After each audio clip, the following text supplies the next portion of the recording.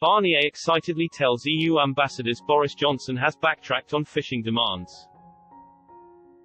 Michel Barnier this morning claimed the UK was backtracking from its fishing demands amid signs of progress in the Brexit trade talks.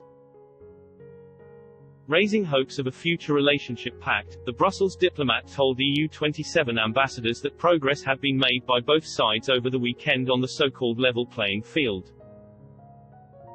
The Frenchman said they had moved closer to a deal on enforcing the rules to ensure free and fair competition if Britain decides to not follow the EU's regulations in the future. After a weekend of wrangling, Mr. Barnier added that EU and UK officials are still yet to find an agreement over future controls over state subsidies for industry. An EU diplomat said there had been backtracking by the British in the row over future access to our coastal waters for European boats. The insider said Mr. Barnier had described some limited progress in the discussions between the EU and UK over the weekend. The Reuters news agency reported one EU diplomat as saying Mr. Barnier was guarded in his debrief to EU envoys on the state of play in the Brexit talks. Ahead of the meeting, Mr. Barnier told journalists a trade deal remains possible in the coming days.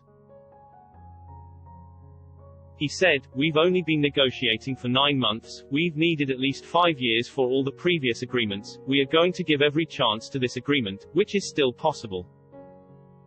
A good, balanced agreement. That means 2 conditions which aren't met yet. Free and fair competition, and an agreement which guarantees reciprocal access to markets and waters. And it's on these points that we haven't found the right balance with the British. So we keep working."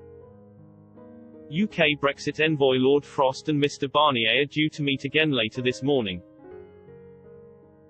British officials spent more than 100 hours last week attempting to unpick the deadlock over fisheries and future common standards.